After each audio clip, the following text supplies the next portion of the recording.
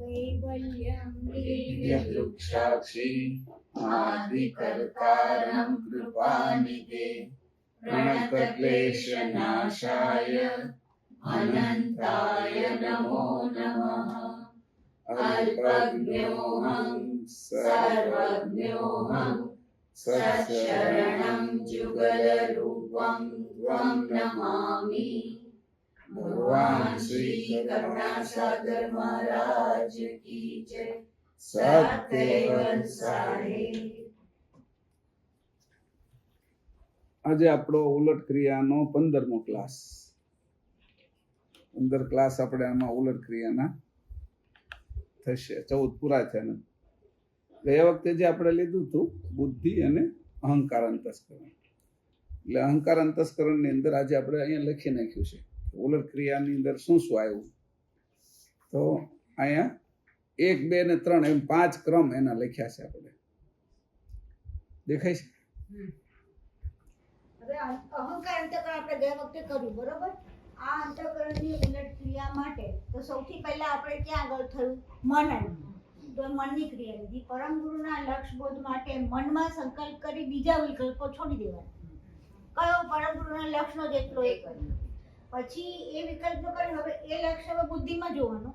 તો કે લક્ષ્યના સંકલ્પનો બુદ્ધિમાં પૂર્ણ વિચાર, જુદા જુદા વિચારોના વિવેક દ્વારા કરવો. ઘાટ કરવો, વિવેક દ્વારા. હા, વિચારોનો વિવેક દ્વારા કરવો. ઘાટ કરવો, એમ વિવેક દ્વારા ઘાટ કરવો. પછી આ નિશ્ચય, હવે અહંકાર આવશે તોલમોલ કરવા માટે. આ નિશ્ચય નિર્ણયના તોલમોલ દ્વારા જ કરવો. નિર્ણય જે કર્યો નિશ્ચય એનો તોલમોલ કરીને જ કરવો. એટલે એ જ વિવેક છે ને, કે કયું કરવું અને કયું ન કરવું. એ જે વિવેક છે એને ફાઇનલ કરીને પછી એનું હવે એ કેવી રીતે કરવાનો? તો કે આ માટે તેમ તમો ગુણનો જ ઉપયોગ કરવાનો. તો કે કયો? તો કે પદાર્થના ભોગના નિર્ણય ઉપર ક્રોધ કરવો અને અન્ય વિલાસ માટે આળસ કરવી. અને આવી રીતે નિર્ણય કરવો કે બીજા કોઈ ક્રોધના બાબતમાં કોઈ જાતનો નિર્ણય ના થાય. આમ પરમાર્થ તરફ જ સહજ સ્વાભાવિક નિશ્ચય થશે. એટલે હવે કયો નિર્ણય થયો? પરમાર્થનો થયો. હવે પછી ચિત્ત અંતઃકરણ આવશે. હવે ભાઈ તમે નહીં, હવે આ છે ઈ કરતા કરતા ત્યારે શું થશે? આમ પદાર્થ પ્રાપ્તિ માટે ચિત્ત અંતસ્કરણની સ્ફૂર્ણાની વૃત્તિ કરવી. હવે જે અહીંયા અહંકારમાં જ વૃત્તિ કરવાની છે, એટલે ચિત્તની સ્ફૂર્ણા કરવાની છે. આજે અહંકારનો જ વિષય છે કે આમ પદાર્થ પ્રાપ્તિ માટે જ ચિત્ત અંતસ્કરણની સ્ફૂર્ણાની પ્રવૃત્તિ કરવી. હવે પદાર્થ પ્રાપ્તિ એટલે કયો? પરમાર્થ. આમ પરમાર્થ પ્રાપ્તિ માટે જ ચિત્ત અંતસ્કરણની સ્ફૂર્ણા કરવી, એને જાગૃત કરવું. અહંકારમાંથી તમે જવાના ક્યાં છો? તો કે ચિત્તમાં. એના માટે જવાના છો તો કે પદાર્થ માટે નહીં, પરમાર્થ માટે. બરાબર, પરમાર્થ માટે અમે જવાના છીએ. એની સ્ફૂર્ણા અહંકાર અંતસ્કરણના છેલ્લે કરી નાખવી, એટલે ચિત્ત સ્ફુરી જાય.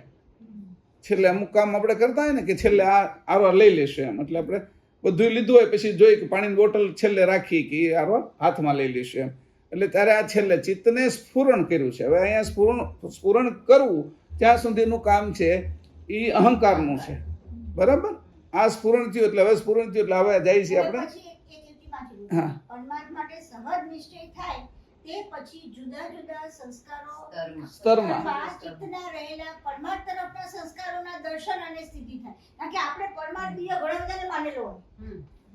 સંસ્કારોમાં તો ઘણા બધાને પરમાર્થ, શંકર ભગવાન બી પરમાર્થ ને માતાજી બી નહીં. આપણે દાન દેવું એ પરમાર્થ છે, કોઈની સેવા કરવી એ બધી માન્યતા છે એ પરમાર્થની જ છે. આપણે પરમાર્થ એને જ સમજીએ છીએ કે નર સેવા નારાયણ સેવા છે, એ જીવ માત્રની સેવા કરવી પરમાર્થ છે. આવા પરમાર્થના અનેક પ્રકાર આપણે નક્કી કર્યા. એવી રીતે પરમાર્થ જે છે એનો અર્થ પહેલા તો સમજી લઈએ આપણે કે પરમાર્થ કોને કહેવાય. એટલે કીધું કે તને જો પરમ ગુરુએ આપણે વાત કરી, હે અંશી કે તારા આંગણે આવીને આદ્ય શક્તિને નિરંજન ઊભા રહે કે અને તને આ આખું જ રાજ્ય આપી દે, છતાંય એને તું એની સામું જોતો નહીં, અને તરણાને જેમ તજી દે એવી રીતે તું તજી દીજે. એટલે એમાં તો બધા આવી ગયા, બધા લોક ને એ બધું જ આવી ગયું. કારણ કે આદ્ય શક્તિ ને નિરંજન એટલે એની નીચેના બધા જ લોક આવી ગયા. બરાબર, 14 લોક આવી ગયા. એમાં 3 ગણના એટલે બ્રહ્મપુરી, વૈકુંઠ, કૈલાસ એ આવી ગયું. શક્તિ ગૌલોક, શક્તિધામ અને નિરંજન ધામ. અને એનું તને રાજ્ય આપી દે તો પણ તું એની સામે જોતો નહીં, એટલે એની નીચેના કોઈ પરમાર્થ નથી એમ કેવું એનો અર્થ. એને તું પકડીશ કે વૈકુંઠ પ્રાપ્ત થયું એ પરમાર્થ થયો, કે બધું એટલું બધું તે સેવા કરી લોકોની, અને એટલું સેવાથી તને જે પુણ્ય ફળ મળ્યું છે એના કારણે તને વિષ્ણુ લોક પ્રાપ્ત થયો, એટલે તને વૈકુંઠ મળ્યું છે. પણ તું એની સામે જોતો નહીં, એ વાસ્તવમાં પરમાર્થ નથી. કે પરમાર્થ કયો છે કે તારું ચૈતન્ય સ્વરૂપ અને મૂળ કરતા જે છે, જેનું મૂળ ચૈતન્ય સ્વરૂપ છે, એનો તું અંશ છો, એના સિવાય કોઈ પરમાર્થ છે નહીં. લોકો એવું કહે છે કે આ પરમાર્થ છે, આ પરમધામ છે. જેને માને છે એ તો એવું જ કહે છે કે ભાઈ આ ગૌણાતીત થઈ ગયા એટલે પરમધામ પ્રાપ્ત કરી લીધું. કોઈ એવું કીધું કે ભાઈ અમે તો વૈકુંઠ જ પરમધામ છે, કોઈ ગૌલોકને જ પરમધામ સમજે છે. એ પરમધામ નથી, કારણ કે પરમ પુરુષાર્થ જ નથી એમાં. તો પરમાર્થ ક્યાંથી પ્રાપ્ત થાય? પરમ પુરુષાર્થ તો કોનો છે? ચેતન અંશનો. બાકી જે પુરુષાર્થ કરે છે એ અંતસ્કરણ કરે છે, શરીર કરે છે, ગુણગણ કરે છે. એના પુરુષાર્થ આપણે ગણતા નથી. પુરુષનો મૂળ અર્થ સમજવા માટે એ કામ આવતા નથી. એમ મૂળ પુરંજન પુરુષ છે ને, એને સમજવા માટે કામ નથી. તો પુરુષાર્થ અને એનો જ્યારે પુરુષાર્થ એવો કરો તમે કે પરમાર્થ પ્રાપ્ત થાય, કે જે પ્રાપ્તિ કરવી છે, તો એની બે જ વસ્તુ કીધી, ત્યાં તારે સ્થિર રહેવાનું. એટલે કીધું તારા આંગણે આવીને આ બધા જ દેવો આવીને તને એનું રાજ્ય સોંપી દે, એમ કે અમે તમારી સેવા કરીશું, તો પણ એની સામું જોઈશ નહીં, કે નજર નીચી રાખજે, કે એની સામું જોવાની જરૂર નથી. કે કેમ? કે આટલું બધું શ્રેષ્ઠ, કે એ બધું તને ઘણાય આપશે. સામાન્ય માણસ મજૂરી કરતો હોય અને એને રાજા એમ કે તને એક ગામ આપું, તો એને તો કેટલો રાજી થઈ જાય કે એક ગામની અંદર તો 500-700 વીઘા જમીન છે, અને એ ખેતી કરવાવાળા માણસો આપું, એને તો કેટલું મળે. તો એ રાજા કરતાં મોટો ન થઈ શકે, સમજાણું? એટલે એ નહીં લેવાનું, એમ કે એને છોડી દેવાનું. ભલે ન મળે આજે, પણ અમારો નિશ્ચય નક્કી થઈ ગયો છે. દ્રઢતા એટલે સંકલ્પ અહંકારની અંદર આપણે તોલ નક્કી થઈ ગયો છે કે ભાઈ અહંકારે જ તોલ કરી નાખ્યો કે આ નથી જોઈતું હવે, અને આના માટે જ પ્રયત્ન કરવો છે. તો અહંકારની ઉલટ ક્રિયા એ છે કે મેં આ બાકીના બધાને હું છોડી દઉં છું અને પરમાર્થની અંદર હું સ્થિર થાઉં છું. એ જે સ્થિતિ છે એ અહંકારે કરીને દ્રઢ કરી લેવાની. અહંકારનો જે આ ઉપયોગ કરવાનો છે એ ઉલટ ક્રિયાનો મુખ્ય ઉદ્દેશ આપણે જણાવી દીધો. હવે એ ચિત્તને પાછું છે કે ચિત્ત છે શું? હવે ચિત્તમાં આપણે આવી ગયા, ચિત્તમાં પ્રવેશ કરી નાખ્યો કે ચિત્ત છે શું, એમ ચિત્તનો અર્થ શું છે. કે એટલે એના માટે પછી આપણે ચિત્તના પ્રકારો ગણ્યા. ભાઈ ચિત્ત છે એ આપણે એના કોઠા જે કરેલો છે, ચિત્તની સાથેનો કોઠો, કે ચિત્ત છે ક્યાં આવેલું છે, અને આપણે ઉલટ ક્રિયા કરવી છે તો ક્યાં છે, ત્યાંથી ઉલટ ક્રિયા કરવાની ને. તમે કીધું કે ભાઈ તમે ઘઉંનો લોટ લાવો, પણ નક્કી તો કરવાનું ઘઉંનો લોટ છે ક્યાં, એમ એટલે ત્યાંથી જ લાવવાનો ને.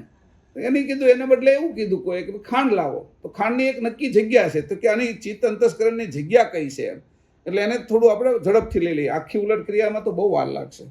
એટલે ચિત્ત ક્યાં રહ્યું છે કે વાયુ તત્વમાં, પછી મહાકારણ દેહમાં, ચોથો દેહ છે, એની સ્પર્શ માત્રા છે, એની સાથે આત્મોસ્મી છે, અસ્મિમાં એની સાથે આત્મોસ્મી છે ચિત્તની સાથે, અને એનો કોષ પ્રાણમય છે. કે પછી એની ભૂમિકા સત્વાપતિ છે, કે અને અવસ્થા તુર્યા છે. આ ચિત્ત છે એની વાણી પરા છે. ચિત્ત છે એનો અર્થ રહસ્યાર્થ છે. રહસ્યાર્થમાંથી ચિત્તને છોડવાનું છે ને, જવાનું પરમાર્થમાં છે, સમજાવું? એટલે આ અર્થ જો ન છૂટે, આપણે ચિત્તમાં રહીને તો ચિત્તમાં અર્થ તો રહસ્યની અંદર હંમેશા છે એ આશ્ચર્ય જ હોય, રોમાંચ હોય, આશ્ચર્ય જ નકરા હોય રહસ્યની અંદર. આપણે એમ લાગે ઓહો ઓહો એવી રીતે થાય, તો રહસ્યાર્થ છે. પછી વાયુ એનો મૂળ છે વ્યાન, પછી ઉપવાયુ નાગ છે, ચક્ર અનાહત છે, હૃદય ચક્ર છે. હા, એટલે ભાવ એની અંદર પડ્યો, બળ વધારે છે. વાયુની અંદર બળ એનું કારણ છે કે ભાવ એની અંદર દ્રઢ છે, અને હૃદય છે એ બળવાન છે, કે હૃદયની અંદર તાકાત પુષ્કળ છે, એટલે આ આખા શરીરમાં લોહી પહોંચાડે છે, એનું કામ છે. એટલે એ અનાહત ચક્રની સાથે હૃદયની અંદર બળ છે. પછી સંજંભોગ વૃત્તિ, એની વૃત્તિ છે ચિત્તની સાથે, અને શુદ્ધ અર્ધ માત્રા એ ચિત્ત સાથે જોડાયેલી છે. શુદ્ધ અભિમાન રૂપ ધારણા એ ચિત્ત સાથે જોડાયેલી છે. પછી અંકુરમાં છે એ ચિત્ત સાથે આરત રહેલી છે, અને ચિત્ત સાથે એના દેવતા તરીકે આદ્ય શક્તિ છે. ચિત્ત સાથેનો એનો જો કલર ગણો તો લીલો છે, અને ઓમકારની અંદર ચિત્ત સાથે અર્ધ માત્રા રહી છે. જો ઓમકારની ઉપરનું અર્ધ માત્રા રહી છે,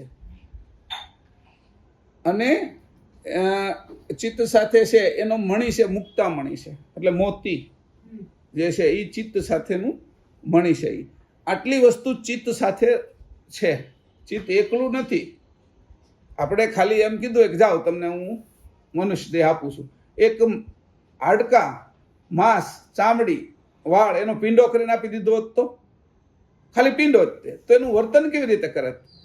એ ચામડી વિશે, ચામડીની વિશે આંખ, કાન, નાક, માંસ, હાડકા એ બધાનું એક રૂપ આપ્યું આપને સાથે. એ રૂપથી ઈ કામ થાય. હાડકાનું ખાલી એક પેલું એક ભેગો કરીને એટલો એક લોંદો કરીને આપણે આપી દીધો, પણ નહીં, એને ગોઠવીને આપ્યું. બધા જ હાડકામાં આંગળાના છે, પાંસળીઓના છે, જાંઘના છે, ખોપરીનું આપ્યું. એનો રસ કરીને ખવાય, એને તો આવડે બધું. એ રસ કરીને એવો પિંડો આપણે કેમ લોહીનો એક લોઢાનો એક ગોળો કરીને, હાડકાનો એવો ગોળો કરીને આપણે આપી દીધો તો એ આપી દીધો કઈ ને, પણ નહીં, એવું નહીં આપ્યું. કારણ કે ચલાવવાનું હતું ને એને, જે જગ્યાએ જેવી જરૂર હશે એવું આપ્યું.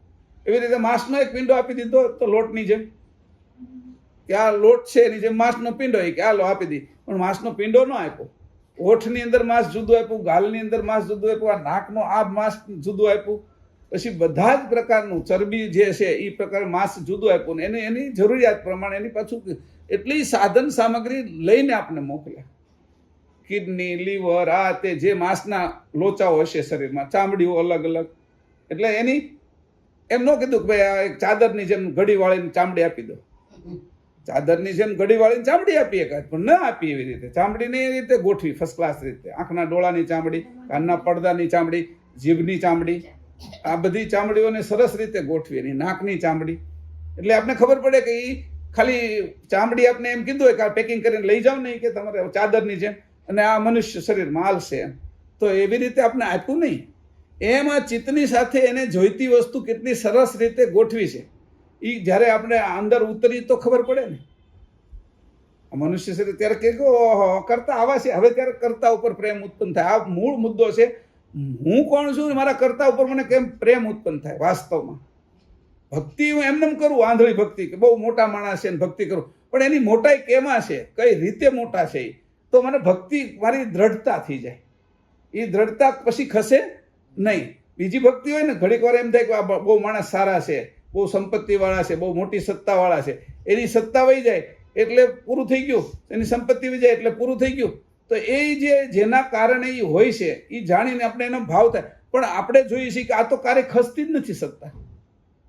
કરતા બાકી બધાની સત્તા વહી જાય છે, એની સંપત્તિ વહી જાય છે, એનું ઐશ્વર્ય વહી જાય છે, બધાનું વહી જાય છે. દેવતાઓનું પણ રહેતું નથી, નિરંજન સુધી રહેતું નથી. જેની અખંડ સત્તા છે, અખંડ ઐશ્વર્ય છે, એવા છે. એટલે એને અહીંયા દેખાડ્યા કે આ બધા કરતા, કેવલ કરતા અલગ કેમ છે, અને હું એની ભક્તિ કેમ કરું છું. એટલે મેં કોઈ હું કહે આંધળી ભક્તિ કરી નથી. કોઈ કીધું ને મેં ભાવમાં આવીને નથી, મેં સમજીને ભક્તિ એની શરૂ કરી, અને સમજીને જે ભક્તિ કરી દ્રઢ ભક્તિ થાય છે. આપણી જે ભક્તિ છે એ દ્રઢતા વાળી થઈ જાય છે. એટલે ચિત્તની સાથે એટલું બધાની સાથે મૂક્યું છે. કે એવું નહીં કે આની સાથે મનની સાથે એટલું મૂક્યું છે, બુદ્ધિ સાથે એટલું મૂક્યું છે, અહંકારે એટલું મૂક્યું છે. ખાલી નાકનું આપી દીધું. નાકની જરૂરિયાત હતી એની અંદર વાળ હોતી ઝીણા ઝીણા મૂક્યા. કે શું કામ? કે આજે તમે પેલું કરો ને, શ્વાસ લો ને, એમાં વાળ એમાં જે રજકણ આવે એ, તો પછી બધા વાળ ખાલી ન મૂક્યા, એમાં ચિકાસી મૂકી એટલે ચોટી જાય. કે વાળ એમને મૂક્યા હોય તો પછી એટલી કેટલી હોશિયારી કરી છે. ખાલી અંદરના ભાગની અંદર આપણે વિચાર કરીએ તો પછી જ્યારે અહીંથી છે એ પોચું રાખ્યું, અહીંયા હાડકું છે ત્યાંથી, તો આટલો ભાગ આનો અડધો ભાગ છે એ માંસનો બનાવ્યો, અને અડધો ભાગ હાડકાનો બનાવ્યો. એ માંસ બરાબર એના ઉપર ચોટી રહે એટલા માટે. તો એટલી હોશિયારીથી આપણે આપ્યું છે. આવું હું કે બીજા કોઈ આપણે આપી ન શકે. કે બીજા કોઈ આપણે જાતે, હું એટલે આપણે જાતે, આવું જાતે કોઈ બનાવી ન શકીએ. પછી વળી એની આંખ વિશે વિચાર કરો તમે, તો આપને ખબર પડે કે વળી ડોળો ફરતો આપ્યો, આમ ચારે બાજુ ફરે, અને એ ફરે એટલે બધું જોઈએ. કે વળી એની અંદર એટલી બધી પેલી આપી આમ ચળકાટ, કે આંખની અંદર જ આખો ચળકાટ દેખાય. આ ચિત્તા ને એ બધા રાત્રે કાંઈ ન દેખાતું, આમ કરો ને આંખ જ પેલી દેખાય. ચળકાટ એટલો આપ્યો એની, આંખ પેલી દેખાય. ચળકાટ અગ્નિ તત્વનો છે એટલે અગ્નિ તત્વને એની ખબર પડી. ચળકાટ આપ્યો, પણ એટલું બધું પોચું છે તો એને અહીંયા હાડકું મૂકી દીધું ને ઉપર હાડકું મૂકી દીધું, કે આને આંખને વાગે જ નહીં. 80% 90% આંખ બચી જાય. અને છતાંય એની આ ખાડાની અંદર ઊંડી મૂકી દીધી. પછી એ જ પ્રમાણે પાછી એને કીધું કે આ ઘડીકમાં પાપણ પડ્યા કરે, આપણે તો ઓલો પંખો વીજળો હોય તો આમ નાખ્યા કરી. તો આની તો એવો ઓટો પંખો બનાવ્યો કે આમ પાપણો પડ્યા જ કરે, કારણ કે ક્યારે અંદર છે એ રજ આવી જાય એની ખબર જ નથી. એટલે એ હંમેશા આમાં થયા કરે પાપણો. તો એટલી વ્યવસ્થિત પાપણો કાયમી કામ આમ થાય, અને જો એ કડક હોય તો પછી આંખને વાગી જાય. એટલે એટલી પહોંચી આપી, રૂ કરતા પણ પહોંચી આપી કે પાપણ આમ મજા જ આવ્યા કરે, એમનો એ કામ કર્યા કરે. તો આવા કરતા સકર્તાની તો આમ જોઈએ આપણે તો કે મારા કરતા તો આવા છે, હું એને માનું છું ને. મારી માન્યતા છે એ સામાન્ય નથી એમ. એટલે હું માનું છું એવું નથી, એ છે. હવે આટલું મને આપ્યું છે બનાવીને, એટલે એ છે. મેં એને જોયા નથી એટલે નથી એમ નથી કહેતો, અને નથી જોયા એટલે મને એની આરાધના કરવાની વધારે તીવ્રતા થાય છે કે મને ક્યારે મળે, મને આવું આપનારો મને ક્યારે મળે. મને કોઈ છે એ ગિફ્ટ આપી દીધી હોય, મને ખબર જ નથી, મને ક્યારેક ખબર પડી. મારી ઉંમર છે એ 40-50 વર્ષની થઈ, અને મને એની 8મા ધોરણમાં મને કોઈ 8 વર્ષનો હતો ત્યારે મને કોઈ પૈસા આપી દીધા, ને એના કારણે હું મોટો માણસ થઈ ગયો.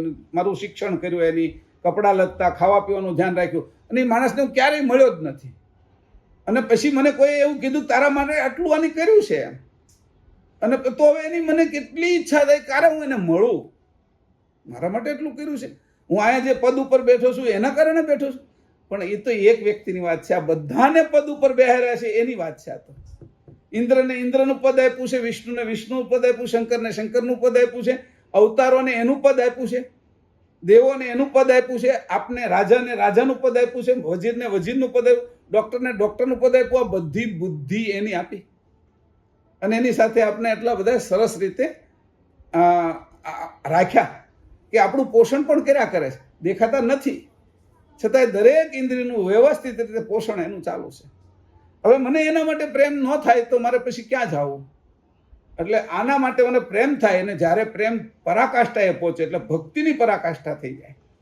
ભક્તિની પરાકાષ્ઠા થઈ જાય એટલે મને ક્યારે મળે એની જ ઈચ્છા થાય. પછી રાત દિવસ હવે જે ચિંતવન થાય એનું જ થાય. એટલે આનું જે ચિંતવન થવું એનું નામ ચિત્ત. આવું જે ચિંતવન થવું એટલું બધું કે હવે મને એ જ જોઈએ છે. ચિંતવન કરતા કરતા હવે બીજું કોઈ મને ચિંતવન જ નથી થતું. મને રાત દિવસ એની જ ચિંતવન થયા કરે છે. મનમાં સૂક્ષ્મ ચિંતવન થવું એનું કારણ છે ચિત્ત. જેમ મનમાં સંકલ્પો થાવો, બુદ્ધિની અંદર ઘાટ ઘડવા, અહંકારની અંદર તોલ થાવો, અને ચિત્તમાં ચિંતવન થવું સૂક્ષ્મ. એટલે મને આવા કરતાનું ચિંતવન નિરંતર થયા કરે, અને બીજા ચિંતવનથી હું બાદ થઈ જાઉં, અને નિરંતર એનો જ વિચાર કરું, એનું નામ ચિત્તની ઉલટ ક્રિયા. આ ટૂંકમાં મેં અત્યારે તમને કીધું. મારા કરતા આવા છે, અને મને એનું ચિંતવન થવું જોઈએ. આપણે એનો કોઠો વાંચી લીધો. હવે નહીં, આ ચિંતવન બાકીના ચિંતવન છે. આ ચિંતવન પછી આગળ જશે ને. ચિત્તનો ઉપયોગ કર્યો ને આપણે ઉલટ ક્રિયા માટે. હવે ચિત્ત પછી છોડી દેવાનું છે, પણ ચિત્તનો વચ્ચે આવ્યું તો ઉપયોગ કરવા માટે આપણે ઉપયોગ કર્યો, અને ચિંતવનથી એવી ભક્તિ દ્રઢ કરી લીધી કે આ ચિત્તનો ઉપયોગ કરીને દ્રઢ કરી લીધું. પછી તો મારે એને છોડી દેવાનું છે. જેમ વાહન છે એ નીચે છોડીને આવી છે, ચપ્પલ છે એ બહાર છોડીને આવી છે, તો એ એને મૂકી દેવાનું. છોડવાની તૈયારી રાખવાની, પકડવાની તૈયારી રાખવાની, એની આગળ કયું કાર્ય લેવું છે એ કાર્ય બરાબર એની એટલું સરસ રીતે લેવાનું કે એ કાર્યનું આપણે પરમાર્થ બાજુ ઉપયોગ થઈ જાય. એટલે આ પરમાર્થ છે કે મારે આને પ્રાપ્ત કરવા છે. કે હવે ચિંતવન કરવું એટલે શું? કે ધારણા. આ બધી શું કરી? આપણે વિચાર કરતા એક ધારણા કરી કે આવા કોક છે જેની આ બધું બનાવ્યું. મારા શરીર સાથે ઝીણી ઝીણી બાબતો એની એટલું વિચાર કર્યો. પાપણ બનાવી, એટલે પાપણ બનાવી એની ઉપર પાછા વાળ મૂક્યા, પાપણના વાળ. એને એ બધી કેટલી ખબર એમ. પાપણ તો આમ કરે છે, પણ વાળ હોતી કોઈ એવું રૂનું કોઈ પેલું છે તો એ વાળે ચોટી જાય છે, એ ઉપરના પાપણના વાળ. અને એ વ્યવસ્થિત રીતે રાખ્યા. પછી વધે નહીં એની ગોઠવણ કરી. આ વધી જશે તો એ જ નડશે કે આંખને. સમજાણું? આ વાળ વધી જાય એમ, જો આના વાળ વધી જતા હોય, દાઢીના અમારા વાળ વધી જાય એમ, તો એનું હોતી ધ્યાન રાખ્યું એની. તો આ રીતે મારું ધ્યાન રાખનાર કોણ છે એની ધારણા કરી. આ ચિંતવન કર્યું એટલે ધારણા કરી કે ધારણા. અને એ ધારણા પછી શું થાય છે કે જ્યારે ચિત્ત દ્રઢ થઈ જાય ને એટલે પ્રત્યક્ષ ખડ થાય.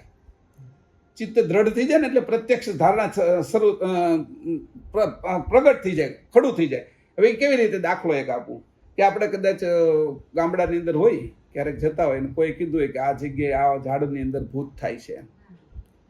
હવે ત્યાં એ જે ભૂતની છે ને એ ધારણા આખા ગામની હોય, ઘણાય મનની ધારણા ત્યાં ચિત્તની પડી હોય કે અહીંયા ભૂત થાય છે. હવે કોઈ એવો છે એ ગામનો જ છે પણ બહાર રહેતો હતો, એને નાનપણમાં સાંભળેલું અને થોડો મોટો થયો એટલે એના મગજમાં આવ્યું કે ભૂત થાય છે ને એ ઝાડુ યોગાનું યોગ એ અમુક ડાળીઓ એની સુકાઈ ગયેલી હોય અને રાતનો સમય હોય ત્યાંથી પસાર થતો હોય ને તો આગેથી એને એ દેખાય કે આ એના હાથ દેખાય છે, એનું પગ દેખાય અને આ ઉપર લટકે છે, એવું જુદા જુદા ભાસ એને થાય. એ જે આગળની જે ધારણા હતી બધાની ભૂત થાય છે એ ધારણા આની પકડી લીધી, ચિંતવન કર્યું એટલે થોડો સમય થાય ને એટલે એને ડર લાગવા મળે અંદર. એ જે ડર લાગવો ને એના કારણે એક પ્રકારનો રસ હોર્મોન્સ ઝરે. એ મરે નહીં પણ એ ઘરે જાય ને એટલો જે ડરી ગયેલો હોય ને એ તાવ આવી જાય, એ માંદો પડી જાય, એને ભૂત ગરી જાય એને મનની અંદર. કારણ કે ચિત્ત છે એટલું બધું સૂક્ષ્મ છે કે એને પકડી લે છે. હવે એ ચિત્ત એટલું સૂક્ષ્મ છે કે એ ચિંતવન કર્યા જ કરે છે. એટલે એવું કોઈ જો પોઝિટિવ ચિંતવન કરે છે કે ભૂત નહીં પણ મારે તો કૃષ્ણ પ્રાપ્ત કરવા, તો મીરાને એનું રૂપ કૃષ્ણનું થઈ જાય, નરસિંહને કૃષ્ણનું થઈ જાય, સુરદાસને રામનું રૂપ થઈ જાય, કૃષ્ણનું રૂપ થઈ જાય, સમજાણું?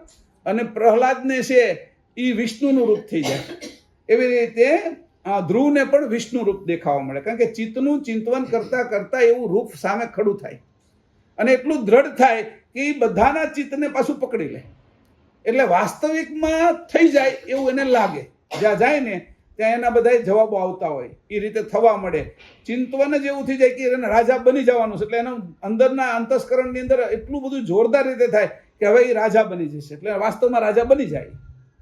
આ ચિંતવન વાસ્તવિક રીતે જગતની અંદર બધા પદાર્થોની પ્રાપ્તિ કરાવી દે પણ પોતાના સ્વરૂપ અને કર્તાથી વેગળું રાખે, એના સુધી ન પહોંચાડે.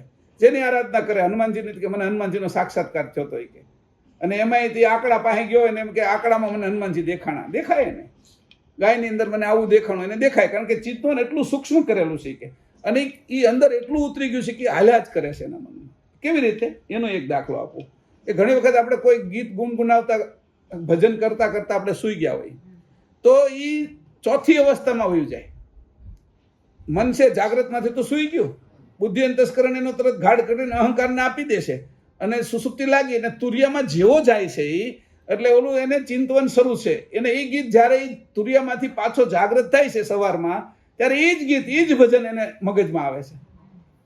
આ ચિત્ત શું કરે છે એને સંઘરી રાખે છે અને સૂક્ષ્મ ચિંતવન કર્યા જ કરે છે નિરંતર. એટલે એ ત્યાંથી પછી પાછો આવે છે ત્યારે એની સામે એમ લાગે કે પછી અજપા જાપ થઈ જાય. આનું નામ જ અજપા જાપ. જપ્યા વગર જે જપાય છે આનું નામ અજપા જાપ. કારણ કે એ ચિત્ત છે એ વાયુ તત્વરે જોડાયેલું છે એટલે શ્વાસ સુધી ભળી જાય છે. ચિત્તનું વાયુ તત્વ છે એટલે શ્વાસોશ્વાસની જે પ્રક્રિયા છે એની સાથે એ ગતિ કરવા મળે છે અને ચિંતવન એ શ્વાસોશ્વાસનું એવી રીતે થવા મળે એટલે એ જપાયા કરે છે. જેમ ડંકી ધમતા હોય ને એવી રીતે આ ધમણની જેમ જપાયા કરીએ છીએ આપણે. હવે આ જ રીતે થયું કોઈ નાનો છોકરો છે એમાં સ્પષ્ટ આપને દેખાય છે એનું જે રમકડું હોય ને એ લઈને હુઈ ગયો હોય, કારણ રોતા રોતા હુઈ ગયો હોય, કંઈક એવી રીતે કરતા રમકડાને ઢીંગલીને પકડીને એને જે વાલું હોય એને તો એ જ્યારે પછી એની માં એ રાતે સૂતું એટલે એની માં છે એ એને એક બાજુ લઈને મૂકી દે કે આને વાગે નહીં, હાચવીને મૂકી દે. તો એ જ્યારે ઉઠે છે ને ત્યારે એ પહેલું એ જ માગે છે મારું આ ઢીંગલી ક્યાં ગઈ, મારું આ રમકડું ક્યાં ગયું. કારણ કે એનું જે હુઈ ગયો છે તો ચિત્તની અંદર બાળક તો તરત વયું જાય છે એટલે એના મનની અંદર એ રમકડાનું ચિંતવન સાથે સૂઈ ગયો છે.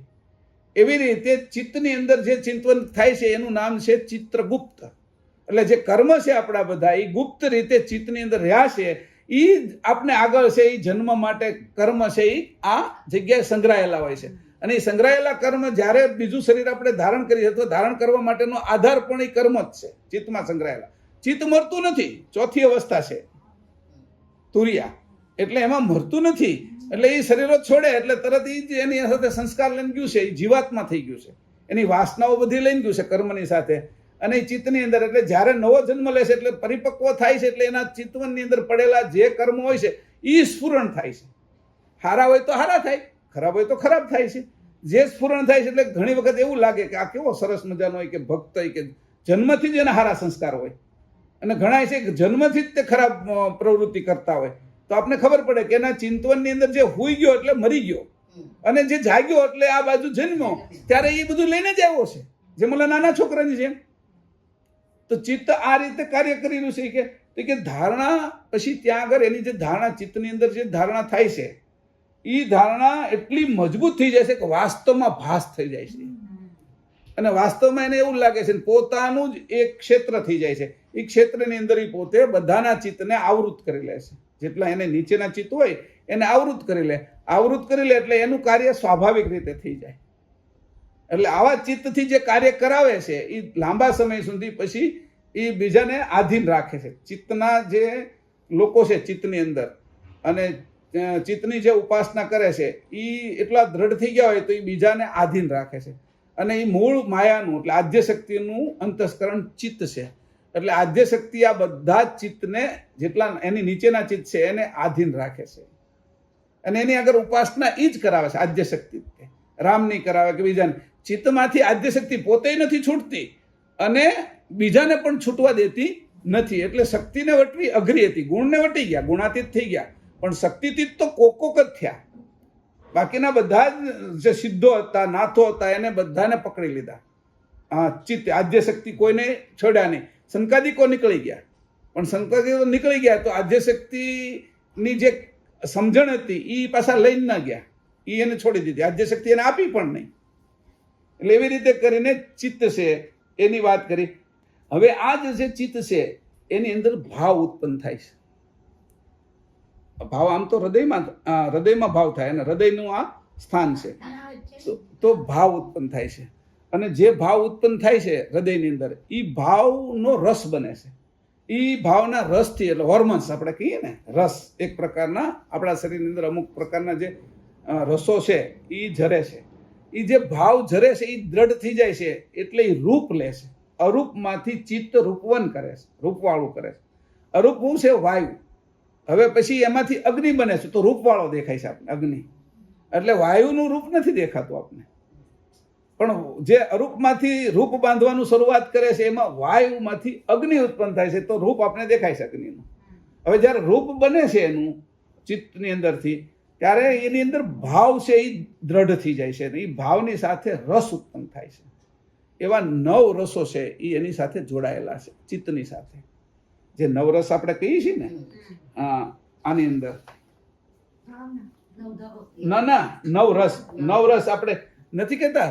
શૃંગાર રસ, હાસ્ય રસ, કરુણ રસ, રૌદ્ર રસ, વીર રસ, ભયાનક રસ, વિજાત્ય એટલે બીભત્સ્ય રસ, અને અદ્ભુત અને શાંત રસ. આ જે 9 રસો છે એ 9 રસો એનું ઉત્પત્તિનું મૂળ કારણ ચિત્ત છે.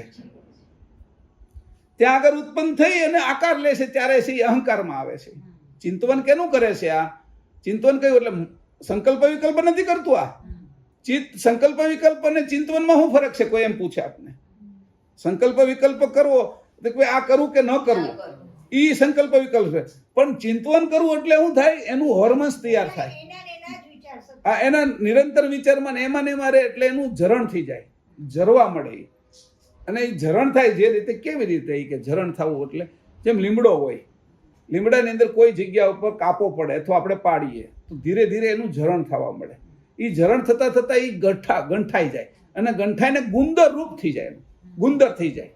એવી રીતે લીમડામાં થાય, આંબામાં થાય, બાવળની અંદર થાય. તો જે ઝરણ છે એ ઝરણ દેખાતું નથી શરૂઆતમાં. તમે કાપો પાડો ને તો દેખાય નહીં. એ ઝરણ આમ ધીરે ધીરે જવતું હોય અને જવામાંથી પછી ધીરે ધીરે એનું ટીપું થઈ જાય, ટીપું જામતું જાય વાયુના કારણે. અને ગુંદર છે એ આખો આમ લબડતો આપણે દેખાય. આ ગુંદર વીણવા જાય ને જે લોકો એને ખબર હોય આ રીતની, એટલે એ રીતે ગુંદર દેખાય. એવી રીતે વાયુ તત્વ ચિત્ત છે એ શું કરે છે કે એ આવું ઝરણ કરે છે અંદર શરીરની અંદર. ઓલું બહાર થયું વૃક્ષમાં, તો આ શરીરની અંદર ઝરણ થાય છે. એ ઝરણ જે થાય છે એ જે ગંઠાઈ જવું છે, એ ભાવથી જે ગંઠાઈ જવું છે એના રસ ઉત્પન્ન થાય છે. હવે રસ ઉત્પન્ન છે એનું એક ઉદાહરણ આપ્યું કે પેલા માણસને જે આવતો હતો એને ભૂતની આમાં વૃક્ષમાં ભૂત દેખાણું એને, તો એના જે હોર્મોન્સ હતા ને એની ઝરણ કર્યું તરત ભૂતનું જે ઝરણ કર્યું ને એટલે રસ એવો ઉત્પન્ન કર્યો અને ભય ઉત્પન્ન થયો. એ ભયનું જે ઝરણ થયું એટલે ભયાવહ રસ ઉત્પન્ન થયો અને એના કારણે એ કામ મરી પણ ક્યારેક જાય છે આ રસના કારણે, કઈ ઝેર જેવો હોય છે. અને ક્યારેક એની અસર ઓછી થતા એ માણસ છે એ પાગલ જેવો પણ થઈ જાય છે કે એને ભૂત વળગ્યું એવું કહીએ છીએ આપણે, કારણ કે રસ હવે તૈયાર થઈ ગયો એની અંદર. અને એનો જો પ્રતિકાર કરે કે એવું કાંઈ છે નહીં, એની સામે થાય તો એનો વિરુદ્ધ રસ ઉત્પન્ન થાય, એટલે એ એનાથી બાદ થઈ જાય. હવે એ રીતે પાછો એને તાવ પણ આવી જાય છે, ક્યારેક ઊભો નથી થઈ શકતો, કારણ કે એની જે વિચાર કર્યો ચિંતન સૂક્ષ્મ એની તરત જ તે હોર્મોન્સનું જરણ કરી દીધું. જરણ કરી દીધું એટલે ભાવ બંધાણો, અને ભાવ જે બંધાણો એટલે તરત જ તેની અંદર ભયાવહ રસ તૈયાર થઈ ગયો. એક આજે હું નવરસ છે ને આ જગ્યાએ બને છે, તમને કહું છું કે હવે જે રસ હોય શૃંગાર રસ છે એ ત્યાં બને છે, કે હું કેવી રીતે શૃંગાર કરું એનું જે સાધ છે એ ચિત્તવનની અંદર બને છે, ચિત્તની અંદર બને છે. અને એ જે ચિત્તની અંદર બનેલો જે શૃંગાર છે એ જો કોઈ કરે તો એ આકર્ષિત લાગે બધા કરતા, બીજાનું જોઈને કરે એની કરતા પોતાના ચિંતવનની અંદર થયેલો જે શૃંગાર છે કે હું આ રીતે શૃંગાર કરું એટલે તરત જ બીજાને બધાને આકર્ષિત કરી નાખે. એ કોઈ પણ હોય તો એ એની અંદર ઝરણ છે, એ ઝરણ તરત બંધાવા મળે છે, એને જોતું હોય એવું પાછું શૃંગાર કરે. એવી રીતે હાસ્ય પણ રસ, કે ભાઈ હાસ્ય પણ એટલે અંદરથી વિનોદ પ્રવૃત્તિ જ્યારે વધવા મળે અને ભાવ વિનોદી થઈ જાય એટલે વિનોદી થઈ જાય, પોતે હાસ્ય ભરે અને બાકીના લોકોને હાસ્ય ઈ પીરસે. તો હાસ્ય પોતાની અંદર એને જરણ કરવું પડે, અને પછી હાસ્ય જ્યારે બહાર કરે તો બીજાની અંદર જે હાસ્યનો ભાગ છે એની ટચ કરે છે ચિત્તની અંદર, એટલે બીજા પણ હસે છે, એની અંદર આનંદમાં આવે છે. એવી રીતે કરુણ રસ છે. કરુણ રસની અંદર એ રીતે આપણે જોઈએ છીએ કે બધાને રોવું આવતું નથી, પણ અમારે કોઈ વ્યક્તિ અવસાન થઈ ગયું હોય ને, આ મરેશિયા ગાય, તો જે મરેશિયા ગાય ને એની અંદર શું કરે, ફટાણા એક રસ છે, અને આમાં બીજા પ્રકારનો રસ છે, કરુણ રસ. હા, વ્યંગ. એટલે એ રસ ઉત્પન્ન કરે કે ભાઈ કેવા હારા હતા અને કેટલું અમારું ધ્યાન રાખતા અને કેવા છોકરાને મોટા ઉછેર્યા, એવા બોલે ને એટલે જેને નથી રોવું ને એને હોતી એના મા બાપ યાદ આવવા મળે. સમજાણું? જે એના મા બાપ મરી ગયા ને, આ છોકરોને આના જે અત્યારે જેના મા બાપ મર્યા છે એ નહીં, એની સાથે એ શું કરે છે, ટચ કોને કરે છે? રસ. ચિત્તની અંદર રહેલા પોતાના મા બાપનું જે અવસાન થયું છે એને ટચ કરે છે. એટલે ત્યાં જેટલા બેઠા છે એ બધા રોવે છે કે ક્યાં આગળ છે કે ચિત્તની અંદર આ બધું થાય છે. અને એને જ તે પછી છે એ ખુશીમાં લાવવા હોય તો પછી ખુશીવાળા આવે. ઓલા ફટાણાની વાત કરી, લગ્નની અંદર પાછા ફટાણા ગાય ને પછી એવા ફટાણા ગાય કે એ ઓલા વેવાય આવા ને વેવાણ આવી ને એવું બધી જે ગાય છે એ બધીની અંદરથી એવો રસ ઉત્પન્ન કરે છે. આ રસ જે ઉત્પન્ન કરનારા લોકો ચિત્તની નજીક હોય છે એટલે ઉત્પન્ન કરી શકે છે. કલાકારો જે છે એ રસ જે ઉત્પન્ન કરે એ ચિત્તની અંદરથી કરે છે. નૃત્યની અંદર રસ ઉત્પન્ન કરે છે, સંગીતની અંદર રસ ઉત્પન્ન કરે છે, પોતે શિલ્પ બનાવે છે એની અંદર રસ ઉત્પન્ન કરે છે. ચિત્રો છે એ 10-10 મિલિયન ડોલરના ચિત્રો હોય છે, 100 મિલિયન ડોલરના ચિત્ર હોય છે, ચિત્રની અંદર રસ ઉત્પન્ન ભરી દે છે. આ બધું એના ચિત્તની અંદરથી કાઢે છે જે લોકો, એ જ બધાય આ કલાકારો હોય છે. અને એ કલાકારો તો મૂળ કલાકારનું ઘર એ ચિત્ત છે. અને આ બાજુ ડરાવનારું એ પણ ચિત્ત છે. આજે કાયદાઓ બનાવે છે એ ચિત્તના જ કાયદાઓ છે, એટલે તમે આ કરો તે કરો એટલે તમને આવો દંડ થાય, એવી હોતી બધી જે છે એના કારણે ચિત્ત ઉપર એક લગામ લાગે છે, એક ચિત્તને પણ રોકી દે છે, એટલે ભય ઉત્પન્ન કરે છે. એ રસો આ બધું જ જે ઉત્પન્ન કરે છે, આ બધી જેને ખબર હોય આ બધાથી બાદ થઈ શકે. આ બધા રસો જે હોય એના બધા રસોથી જો એને ખબર હોય તો કેટલો ઉપયોગ કરવો અને કેટલો ન કરવો અને એનાથી ક્યારે બાદ થઈ જવું એ બધું જ કરી શકે. તો ચિત્તની આટલી તાકાત છે. ભાવો કેટલાય ભાવો ઉત્પન્ન કરે છે, ભાવો સાથે છે એ આ 9 રસો ઉત્પન્ન કરે છે. મેં કીધું એમ શૃંગાર, બીજો હાસ્ય, ત્રીજો કરુણ, ચોથો રૌદ્ર, પાંચમો વીર, છઠ્ઠો ભયાનક, સાતમો બીભત્સ્ય એટલે વિજાત્ય, આઠમો અદ્ભુત અને 9મો શાંત. આ રસો ચિત્તની અંદરથી ઉત્પન્ન થાય છે અને ચિત્ત એને દ્રઢ કરે છે. જો એ સામાન્ય રસ ઉત્પન્ન થાય મનની અંદર તો એ વેરાઈ જાય, બુદ્ધિમાં વેરાઈ જાય. એ થોડા સમય જ રહે પછી એનું બંધારણ છૂટી જાય. તમે બરાબર લોટનો પીંડો બાંધેલો હોય, પાણીને તેલ નહીં નાખેલું તો એ રહે વ્યવસ્થિત, પણ થોડુંક પાણી નાખીને એમને બાંધી દો તો થોડા બધા કણો છૂટા પડી જાય. એમ આ ચિત્ત છે એ મૂળ બંધારણ કરનારું છે અવ્યક્તમાંથી આ બાજુના તત્વોમાં. ઓલા અવ્યક્તની વાત નથી કરતો. આ બાજુ જે અવ્યક્ત ગત આકાશ છે એમાંથી વાયુ, અને વાયુમાંથી દ્રશ્ય અગ્નિ ઉત્પન્ન કરે છે, અગ્નિમાંથી દ્રશ્ય જળ જેનો હાથમાં પકડી શકીએ છીએ આપણે, અને દ્રશ્ય જળમાંથી ભૂમિ ઉત્પન્ન કરે છે. એનું મૂળ કારણ આદ્ય શક્તિનું આ ચિત્ત જ છે અને તુરિયાની અંદર રહેલું છે. હવે આનો જ ઉપયોગ કરીને આપણે પાછા જવું છે, એટલે એની ઉલટ ક્રિયા આપણે કહી, અને 330માં પાના ઉપર એની ઉલટ ક્રિયા લખી છે. આ ચિત્તની ઉલટ ક્રિયા છે ને એ લલિતભાઈ વાંચે છે, અહીંથી વાંચજો.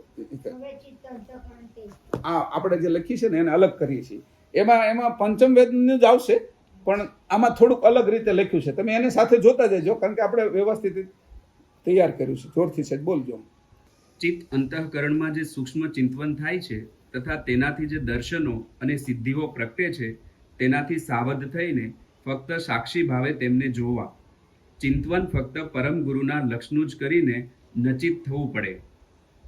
ચિત્તમાં કર્મો અંકુર રૂપે રહેલા હોવાથી ચિત્તને આ બધા અંકુરોને જોઈને તેમને પરમ ગુરુના લક્ષ્ય પ્રત્યે જાગૃત કરીને નચિત થવાથી નચિતમાંથી જ અંશની જાણ પ્રગટ થશે.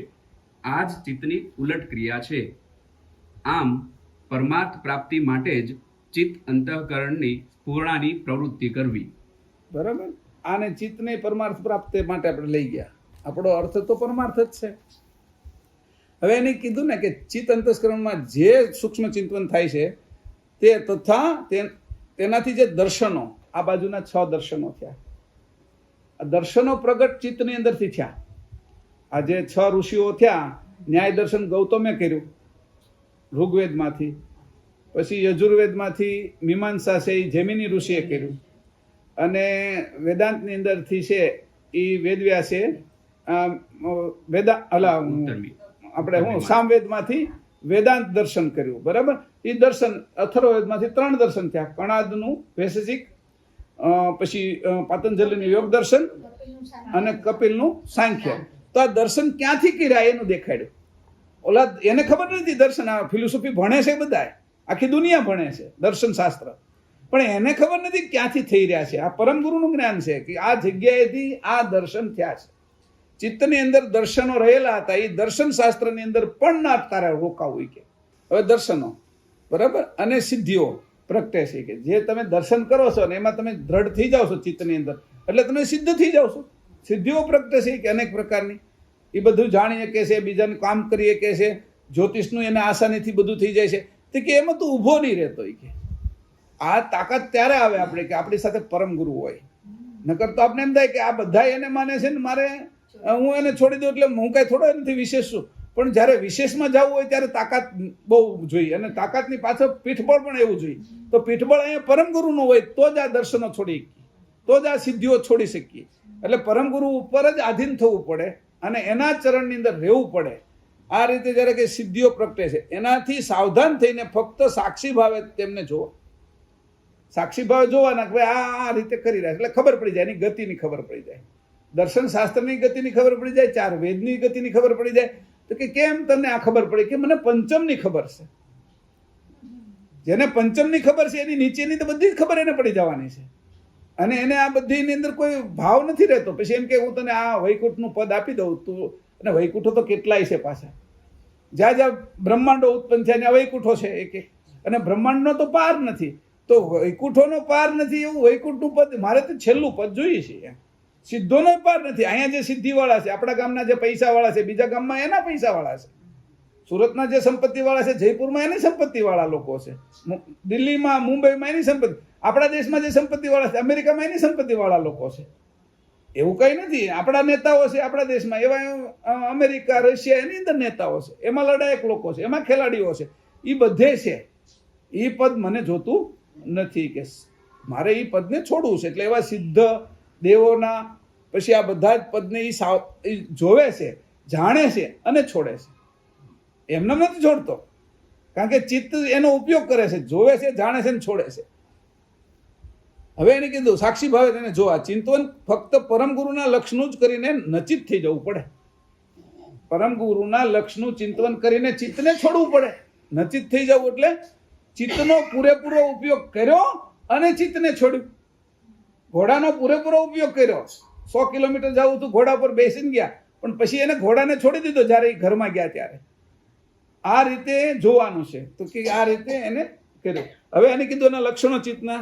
ચિત્તવન કરવાનું કાર્ય નીચેના 3 અંતસ્કરણમાં થતું નથી, મન, બુદ્ધિ અને અહંકારમાં થતું નથી. એ કાર્ય છે એ કેમાં થાય છે? કે ચિત્તમાં. ચિત્ત પ્રાણના શરીરમાં, એટલે પ્રાણનું શરીર એટલે મહાકારણ દેહ આવેલું હોવાથી આ પ્રાણ જે શરીરમાં ગયો હોય તેના બધા જ સંસ્કારો લઈને આવે છે. અને આ બધાનું ચિંતન આ શરીરમાં મહાકારણ દેહમાં ભાસમાન થાય છે. હવે આ પર કયા પ્રવેશ કરે છે ને એ આ ચિત્તના એટલે આ ચોથા મહાકારણ દેહમાંથી કરે છે. પ્રણવ આત્માને ફેરવો એટલે કે ને પરકાયા પ્રવેશ કર્યો. પરકાયા પ્રવેશ અંશનો ન થાય ક્યારે, પ્રાણનો થાય, આત્માનો. એટલે શંકરાચાર્યજીએ પેલા રાજાના શરીરની અંદર ગયા તો પ્રાણનો અનુભવ કર્યો છે, પ્રાણથી અનુભવ કર્યો છે. અંશનો અનુભવ નથી ત્યાં શંકરાચાર્યજીનો, અને અંશનો અનુભવ નથી એટલે વેદાંતની અંદર એ ગતિ કરી ગયા. આ રીતે કર્યું કે પાછું એ પણ કહું ને કે આ શરીર આ પ્રાણમાં જે શરીરોમાં ગયો એ બધાના સંસ્કારો ભેગા આવેલા હોય. ગયા વખતે મેં જે જન્મ લીધો હોય એના સંસ્કારો પણ એટલે પ્રાણ છે એની સાથે ચિત્ત જોડાયેલું છે. એટલે ચિત્ત છે એ બધાને પકડતું આવે છે. ચિત્ત શું કરે છે? ફોટા જ પાડી લે સીધે સીધું. સીધા ચિત્ત છે એ એટલું ચિત્ત જેનું જાગ્રત હોય ને વિશેષ, એ રોડ ઉપર જતો હોય ને તેને બધા બોર્ડો ના તે કઈ દુકાન ક્યાં આવેલી છે એને ખબર હોય કે એ બધાને ફોટા જ પાડી લે છે. જેમ ફોટા પાડીને આપણે વિડીયો ઉતારતા બધું જ આપણે દેખાય ને એમ એ વિડીયો ઉતારવાનું કામ છે ચિત્તનું છે આખું. એટલે ચિત્ત છે એ વાયુ તત્વ, એટલે જ્યાં જ્યાં આપણો પ્રાણ જાય છે ત્યાંથી જે પકડે છે એની પકડ કરે છે. વાયુ હતી પકડ કરે છે. આપણે સુગંધ દુર્ગંધ એને લઈને આગળ જાય જ છે, પકડ કરે. પણ અમુક સમય વાયુનો થતા આકાશ તત્વની અંદર એ વિલીન થઈ જાય છે. આકાશ એને શોષી લે છે, ગંધને અને દુર્ગંધને. એવી રીતે આ જ્યારે નચિત અંતસ્કરણમાં તમે જાઓ ત્યારે આ બધા સંસ્કારો છે જે ચિત્તની અંદર પડેલા જે કર્મ છે એ શોષાઈ જાય છે. જેમ વાયુ કોઈ ગંધને લઈને ગયો, સુગંધને લઈને, અને આકાશની અંદર ગતિ કરે છે એટલે આકાશ એના આ તત્વને ચૂસી લે છે. એટલે ત્યારે એ નિર્વાણ કહે છે. આ જ્યારે નચિત થઈ જાય છે એટલે કે હવે વાણી રહી નથી, એટલે કર્મ એને રહ્યા નહીં. એટલે જે આખરી સિદ્ધાંત જૈન અને બુદ્ધનો છે એ અહીંયા નિર્વાણનો છે કે નિર્વાણ થઈ ગયા, આખરી સિદ્ધાંત છે. ચિત્ત નિવૃત્ત, પછી અનોહતિ પતંજલિનો આખરી સિદ્ધાંત ચિત્ત નિવૃત્ત એટલે બધું નિવૃત્ત થઈ ગયું એવું માને છે. એટલે નિર્વિકલ્પ સમાધિમાં વયો ગયો એવું કહે છે. તો અહીંયા જોયું તો કે ચિત્તની નિવૃત્તિ, આપણે એવું નથી કહેતા કે ચિત્તની નિવૃત્તિમાં નચિત થઈ ગયા એટલે આપણે પૂર્ણ થઈ ગયા એવું નથી કહેતા. હવે આપણે ખગાકાર આપણે ગત આકાશની અંદર હવે નિર્વાણ પામ્યા છીએ, પણ આની ઉપર હજી ગતિ છે કે ન્યા આત્મગતિ પૂરી થઈ ગઈ છે. અંશગતિ તો હજી આગળ જવાની છે. રિક્ષા મારી સ્ટેશન સુધી લઈ ગઈ છે, પણ રેલવે તો મને મુંબઈ સુધી લઈ જવાની છે, પ્લેન તો મને અમેરિકા સુધી લઈ જવાનું, ન્યુયોર્ક સુધી લઈ જવાનું છે. કારણ કે બધાની ગતિ જુદી જુદી છે. તો આપણે તો અંશની ગતિવાળા છીએ, ચેતન ગતિવાળા છીએ. હિરણ્ય ગર્ભ ગતિ આત્મા પરમાત્માને બ્રહ્મની છે, અને બધી સગુણની જે જળ ગતિ છે એ બધી સગુણની છે. તો આપણે કહીએ છીએ કે આ રીતે કરીને અમે આ ચિંતવન છે એ એવી રીતે કરીએ છીએ કે એ ચિંતવન નાશ પામી જતા અમે નચિત થઈ જઈએ છીએ, પણ હંસની જાગૃતિને છોડતા નથી. એટલે અમે શૂન્ય નથી થઈ જતા. આ લોકો શૂન્યવાદી છે. જૈન અને બૌદ્ધ ધર્મ શૂન્યવાદી છે, કારણ કે એ શૂન્યમાં જાય છે. પ્રણવ વાયુ તત્વ મૂકી દીધું એટલે તરત શૂન્ય જ આવે છે. સમદન થઈ ગયા એટલે શૂન્ય થઈ ગયું. આ બધા તમે જુઓ તો ખબર પડે કે તત્વની આ રમતને એ લોકો નથી જાણતા. આટલા બધા ટોપ લેવલ ઉપર ગયા છે છતાં એને તત્વની આ રમતની આ નથી ખબર કોઈને.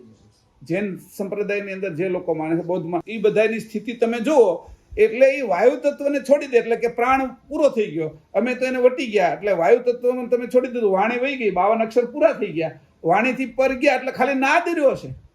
વાણી નથી રહ્યું, પણ નાદ એને એ લોકો એમ છે કે નિર્વાણ છે. નાદનું શું કરશો તમે?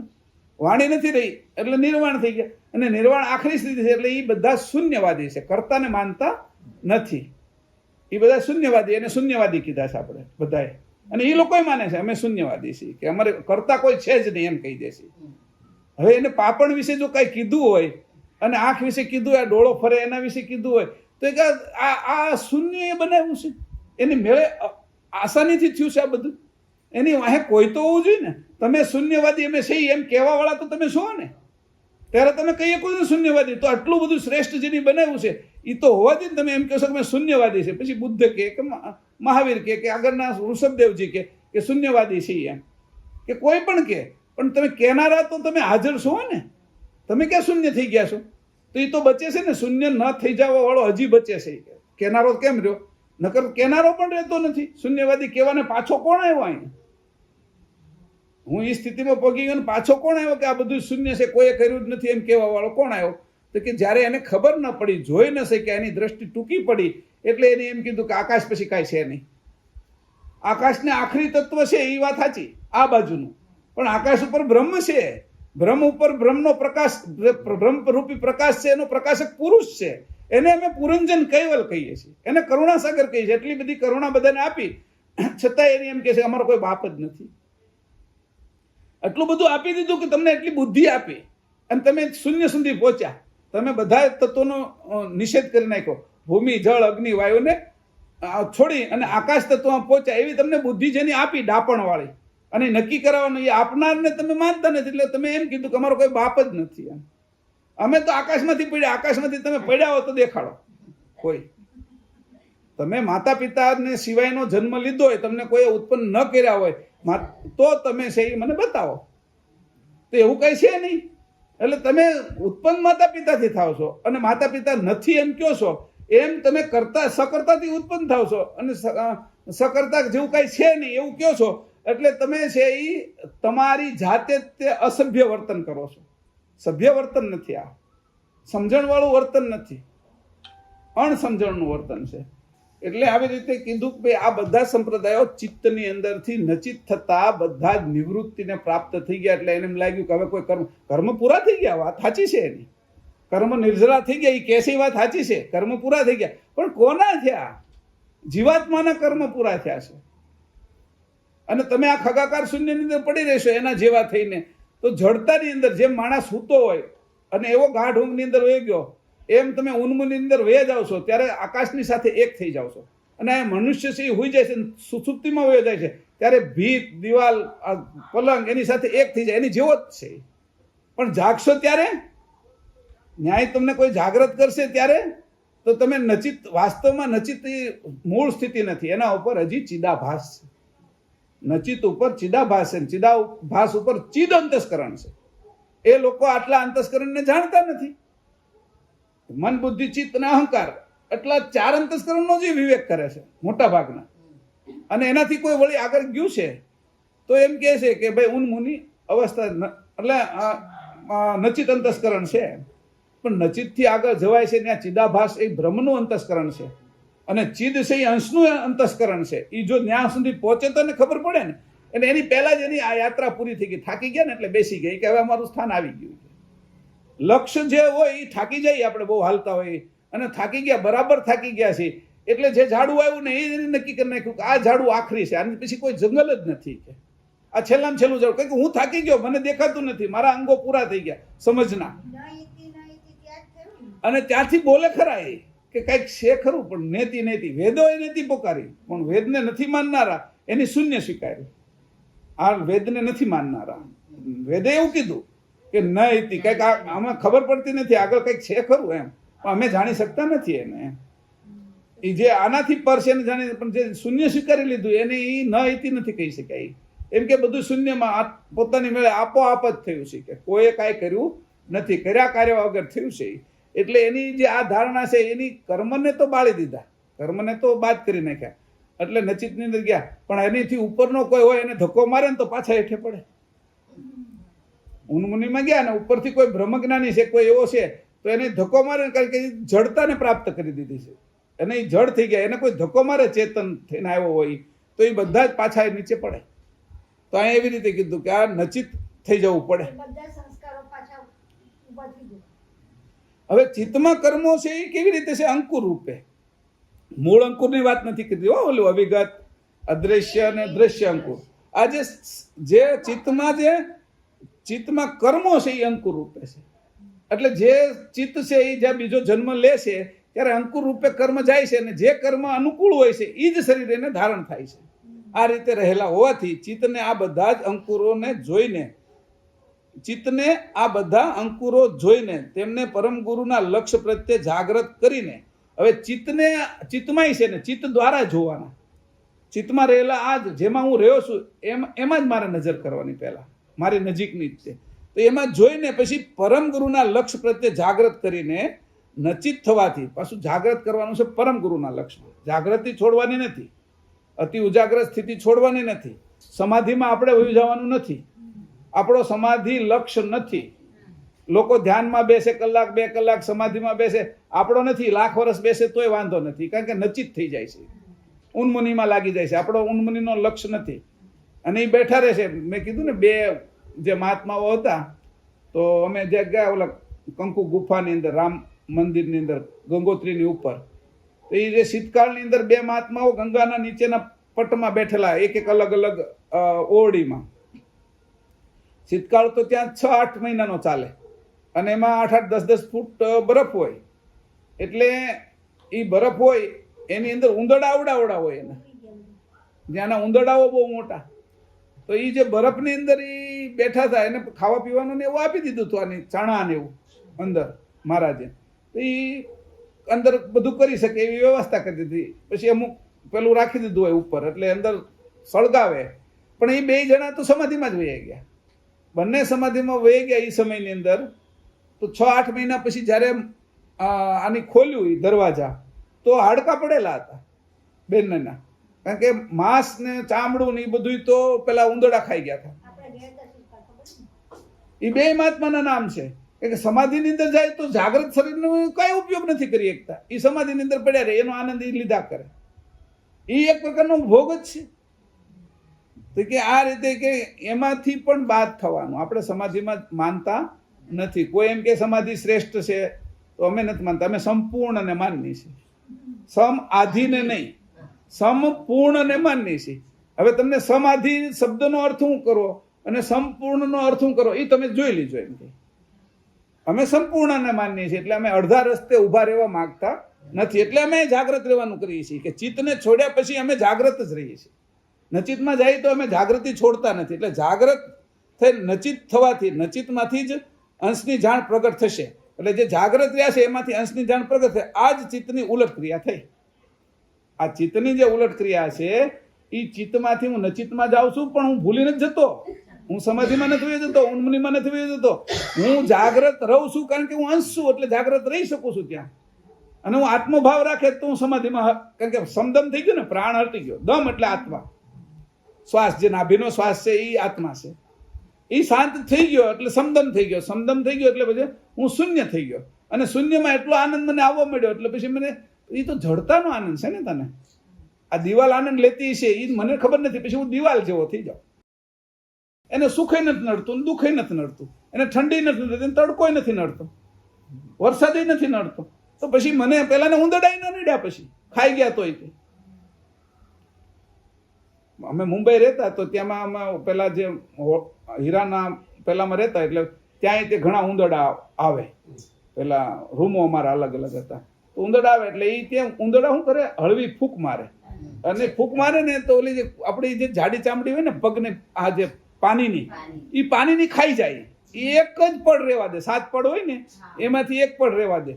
પછી સવારમાં હુકાઈ ગયું હોય, અને જેવા હવારમાં ઉભા થાય ને એવી બળતરા થાય ને, તિરાડ પડી ગઈ, તરત લોહી નીકળે. ઘણાને જેની મીઠું જે હોય ને, જેની ગળપણ વાળી, મીઠાશ વાળી, એને એ ચામડી ખાઈ જાય ખાસ. એવું કેટલાને બનતું. પછી આખા એના દવાઓ કરવી પડે, ત્યારે મહિને 1.5 મહિને સારું થાય. તો એ ઉંદરડાની આ વાત કરું છું, કે ઉંદરડા છે એ રીતે. તો આ ઉંદર કાતરવા વાળો જ છે, જે આપણે કહીએ ને ચિત્તની અંદર. તો એનું ખાસ ધ્યાન રાખવું કે આ આપણે કાપી ન જાય, તો આપણે નચિત ન કરી દે. નચિતમાં જાગ્રત રાખવું. અને જે જાગ્રત એને ઉંદરડાનું ઠોલી ખાય. જે જાગ્રત હોય એને તો એ તો ભગાડી દે ને એને. અથવા કાંઈ એવી વ્યવસ્થા કરે કે અહીંયા પાણી બુંદી પહોંચે નહીં, પહેલા એને ત્યાં આગળ બ્રેડ મૂકી દીધું, એટલે એમાં ફસાઈ જાય. એ જાગ્રત હોય તો કરી શકે, જાગ્રત હોય તો ને. એટલે આપણે ફસાવવું નથી, પણ જે ફસાવાના જે પોઈન્ટો છે એની અંદરથી આ પરમ ગુરુને માથે રાખીને એમાંથી અમને કેવી રીતે રસ્તો કાઢવો, કઈ યોજના કરવી, કે આ બધી સિદ્ધિની અંદર, દેવોની અંદર, એની અંદર અમે ફસાઈ નહીં અને અમારો રસ્તો થઈ જાય. દર્શનોની અંદર ફસાઈ નહીં. દર્શન તો શ્રેષ્ઠ છે, લોકો એની વાહવા કરે છે, અને વાહવા કરે છે વિદ્વત્તાને બધા જ પોષણ આપે છે. જ્યાં જાઓ ત્યાં એનું સ્વાગત થાય છે, એને ઊંચા આસન ઉપર બેહારવામાં આવે છે, અને એને અનેક પ્રકારની સુવિધાઓ આપવામાં આવે છે દર્શન શાસ્ત્રીઓને, આ દર્શનોને. તો દર્શનો છે એ આપણે કંઈ કામના નથી, કારણ કે એ અમારે એ માન નથી જોતું. જે માન તમે આપવા માંગો છો એ માન નથી જોતો. અમને માન કોણ આપવા જોઈએ? તો કે પરમ ગુરુ. અમે એની આગળ માન લઈને જઈએ અને એ અમને જ્યારે માન આપશે ત્યારે અમારું કામ પૂરું થશે. બાકી હેઠેના લોકો બધા મને માન આપે એનાથી મારા એ માનથી મને શું કામ છે એમ કીધું. બધે આ આખા ગામના કૂતરાઓ ભેગા થઈને એક માણસનું સ્વાગત કર્યું તો કેવું કરે? અથવા બધી કીડીઓ એવું નક્કી કર્યું કે આપણે છે મકોડાનું છે ને એને ઇનામ આપવું છે, તો મકોડાને આનો આનંદ હોય એમ. એટલે કોઈ ઉપરના કોઈ હોય એ સ્વાગત કરે તો આનંદ થાય. હવે કોઈ મેયરનું સ્વાગત છે એ સોસાયટીના પ્રમુખ કરતા હોય તે સામાન્ય છે, એને કઈ બહુ એને, પણ મેયરનું મુખ્યમંત્રી સ્વાગત કરે તો એને એમ લાગે કે મને આનાથી ઉપર કંઈક મળશે કે હોદ્દો એમ કે મારું એની ધ્યાન રાખ્યું. એવી રીતે આપણે પણ પરમગુરુના આશ્રિત રહેવું છે, પરમગુરુની જ આરાધના કરવી છે. આ ચિત્તથી મારે આ કામ કરવું છે. નચિત થશું આપણે. નચિતનો પછી આગળ થોડો જે બાકી રહેલો ભાગ છે એ સમજાવશું. આજે આપણે ચિત્તનું જ આપણે લીધું છે અને ચિત્તે જે ચિત્તના અંતસ્કરણથી જે મેં તમને કીધું કેટલી વાતો આવી ગઈ, સૂક્ષ્મ વાતો કે ભાવ, રસ, પછી ભૂતની જેમ એ ભાસે છે એમ દેવની જેમ એ ભાસે છે અને એના કારણે જે એનું મંથન કરે છે ચિત્તનું અને ચારેય અંતસ્કરણ મથી અને જે પ્રગટ થાય છે એ મૂળ ચિંતવનનું કારણ છે. એટલે સામે એને હનુમાન દેખાય છે, રામય દર્શન દેખાય છે, એને ક્યારેક માતાજી દેખાય છે. જે એનો ભાવ પડેલો છે એનું રૂપાંતર રસમાં કરે છે, રસ પ્રત્યક્ષ દેખાવા મળે છે. એટલે આ બધા જ ભક્તોને ચિત્તની અવસ્થામાં જાય એટલે પ્રત્યક્ષ દર્શન થયા અને મને આત્મ સાક્ષાત્કાર થયો છે એવો એને ભાસ થાય છે. આત્મ સાક્ષાત્કાર જેવું કઈશું થતું નથી ત્યાં, પણ આ ભાસ એક ઉત્પન્ન થાય છે. લાકડાની અંદર અગ્નિ સ્વાભાવિક હોય છે, પણ બે લાકડા અથડાય છે એટલે અગ્નિ નીકળે છે, એ પ્રગટ થાય છે. એવી રીતે ચાર અંતસ્કરણ રૂપ લાકડા છે અને એ ઘસાય છે જ્યારે ચિંતવન કરવાથી, અને ઘસાવામાંથી જેના દ્વારા મેં જે દેવને માન્યા છે એનું જ નિરંતર સૂક્ષ્મ ચિંતવન થતા થતા રાત દિવસ એનું ચિંતવન થાય એટલે અંતસ્કરણની અંદરથી પ્રગટી આવે ને એ પ્રગટી આવે છે ત્યારે એ સામે આપણે દેખાય છે અને એ આપણા ઘણા કામો કરે છે પણ અંશ અંશીનું કામ કરી શકતા નથી. આ બાજુના કાર્ય કરી શકે. નાના મોટા ચિત્તની અંદર એટલી તાકાત છે એટલે થાય, સિદ્ધોને થાય છે અહીંયા, પણ એ એના નીચેના સ્તરના લોકો ઉપર એ પ્રભાવ જમાવી શકે છે. એની ઉપરના જે બ્રહ્મજ્ઞાની ઉપર ચિતવન છે એ કઈ પ્રભાવ જમાવી નથી શકતું. કેટલાય વિદ્વાનો બેઠા હતા જનકની સભામાં, પણ એના ઉપર પ્રભાવ કોની પાડ્યો તો કે યાજ્ઞવલ્ક આવ્યા નહીં, પછી ફરી હા જે ગાયો લઈ જવાની હતી ત્યારે યાજ્ઞવલ્ક આવ્યા ને, હા યાજ્ઞવલ્ક આવ્યા ને એમાં ગાર્ગીની બધા બેઠા હતા. હવે એ બધા ચિત્તના પ્રભાવ વાળા તો હતા જ. ગાર્ગીની તો ત્યાં નિર્વસ્ત્ર બેઠી હતી કે હું વિદેહ અવસ્થામાં છું, કે મારે તો હવે સ્ત્રી કે પુરુષનો ભેદ નથી, મેં આ પહેર્યા છે એ જ કપડાં છે કે તો એના ઉપર હું કેવા કપડાં પહેરું. એવા લોકો ત્યાં બેઠેલા હતા. એવું વિદ્વાનની સભા બેઠી હતી, એમાં 1000 ગાયો સોને મઢેલી છે એ લઈ કોણ જાય? તો કે એમ કે જે બ્રહ્મજ્ઞાની હોય તો બ્રહ્મજ્ઞાનનો પ્રભાવ પડતા ચિત્તના ચિંતવનનો પ્રભાવ નીચે છે એટલે એ બધા છે એ શાંત થઈ ગયા. એટલે એવો પ્રભાવ બ્રહ્મજ્ઞાની પાડી શકે અને ચિત્તની ઉપરની અવસ્થાએ ગયા હોય આ 3 અંતસ્કરણ ઉપર પ્રભાવ પડે કે મન, બુદ્ધિ અને અહંકારના જે લોકો છે એની ઉપર એ પ્રભાવ પાડે કે એટલે એ પ્રભાવના કારણે એને વિશેષ વિભૂતિવાના લોકો લાગે. પણ એનો પ્રભાવ એટલો મોટો નથી. જ્યાં અંશના પ્રભાવની સામે કોઈનું કાંઈ નથી અને અંશ ક્યારેય પ્રભાવ પાડતો નથી, કારણ કે તો અત્યારે મળી જાય ને આપને. જે પ્રભાવ છે એ ઐશ્વર્યનો છે, ચૈતન્યતાનો કોઈ પ્રભાવ નથી. આ જ પ્રભાવ જે બધું હાલે છે ચાલે છે એ જ એનો પ્રભાવ. આ ચૈતન્યતા બધું જન્મે છે, હાલે છે, અંકુરો બને છે, નિરંતર આ સૃષ્ટિ ચાલે છે, એ એનો પ્રભાવ છે. પણ એ પ્રભાવને કોઈ સમજી નથી. આ શ્વાસ હું લઉં છું એ એનો પ્રભાવ છે, પણ શ્વાસને હું સમજી શકું છું, પણ એને જે શ્વાસને જીવન આપે છે એને હું સમજી શકતો નથી. હું ગતિ હા એટલે જે ગતિ ઉત્પન્ન થઈ છે એની એને સમજણ આ બાજુની એનો જે પ્રભાવ પડ્યો છે બધા ઉપર, એ પ્રભાવથી આપણે અલગ થવાનું છે. આ બધા જે પ્રભાવો છે આપણી ઉપર જે પાડી જાય છે એનાથી અલગ થઈ જાય એટલે પછી એ આધીન થઈ જાય. આપણી ઉપર પ્રભાવ પાડવા આવ્યા ને આપણે એને કહીએ ભાઈ યોગ આ દર્શન આવું છે ને તેવું છે એટલે તરત આપણે યોગની વાત સમજાવી. જો અષ્ટાંગ યોગ અહીંયા આવે એટલે પ્રભાવ પાડતા બંધ થઈ જાય.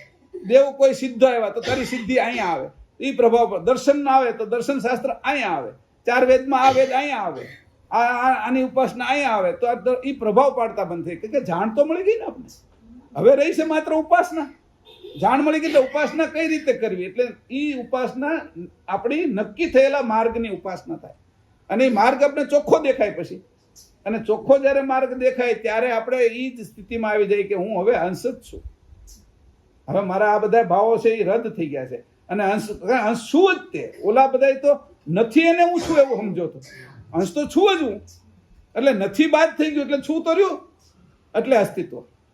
અસ્મિ ઉગળી ગયો અને અસ્તિત્વ બચ્યું. આ ચિત્ત અને નચિતની જે આપણે ઉલટ ક્રિયા કરી એનો આ વિષય અહીંયા 330માં પાનો પંચમ સસમ વેદનો એનો વિષય અહીંયા આપણે પૂરો કરીએ છીએ. કરુણા સાગર મહારાજ કી જય. કરુણા સાગર ભગવાન કી જય. સત કેવલ સાહેબ.